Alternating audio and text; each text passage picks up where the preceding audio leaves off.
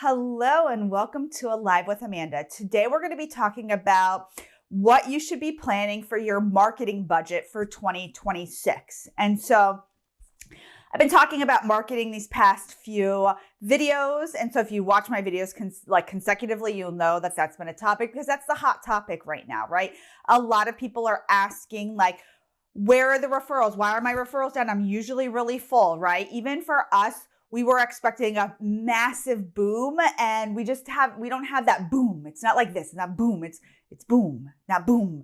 And we want it to be, with an exclamation point.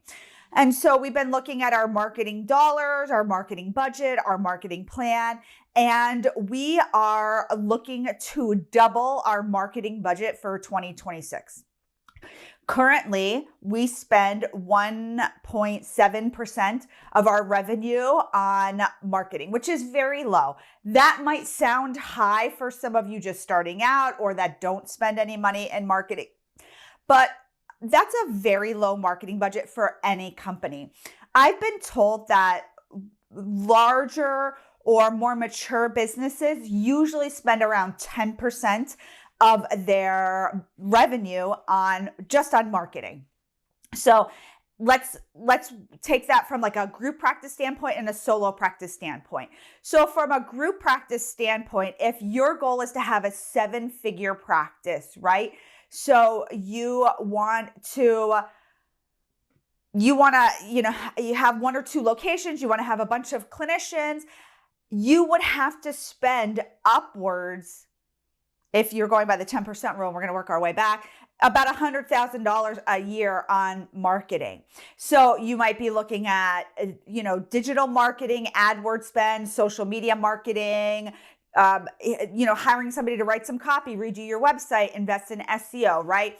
So if you're doing $1 million and you're going to follow us, so we're going to do about 3.5% of our budget. So that's 35,000. I'm trying, now my math, I'm like, oh, I'm on the spot for math. So it's about $35,000. So it's about $3,000 a month. I can tell you for caring therapists, we're spending a lot more than $3,000 a month just on AdWords spend, not even on our SEO projects or some of the other things that we are spending money on. And so again, if you are used to spending $0, you might want to move to 1 to 2%.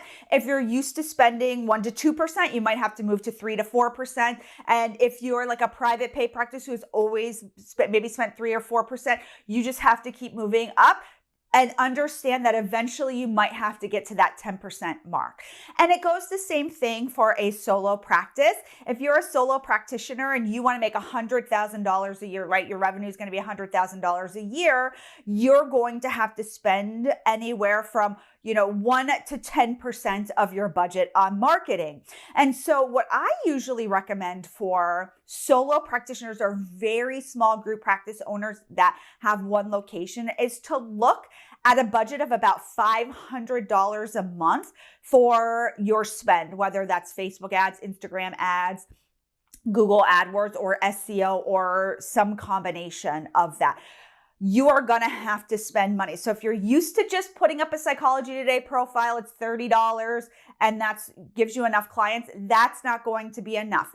Do you have a website? Is it SEO friendly? Is it AI friendly, right? Do you have a Google My Business? Can you invest in AdWords? Do you have a budget for that every month? We're looking, I'm looking around, we're looking at spending some money in other places like Yelp, Bing, Facebook, Instagram, places we normally haven't spent money on. I've even heard people spending money on Pinterest, even though it's not on the forefront, but there's a lot about backlinks and a lot about different ways to increase your visibility. And so, yes, you will have to spend money in 2026 on marketing. I'm going to tell you how to feel good about that and how to put that in your budget. But first, I want to thank our sponsor, TherapyNotes. If you're looking for an electronic health record that can really help you run your practice from the very beginning of the intake through the life cycle of the client, of charging credit cards, billing, sending assessments, doing your notes with Therapy Fuel, their AI note taker, submitting to insurance, reconciling, and then terminating. They've got the full package for you.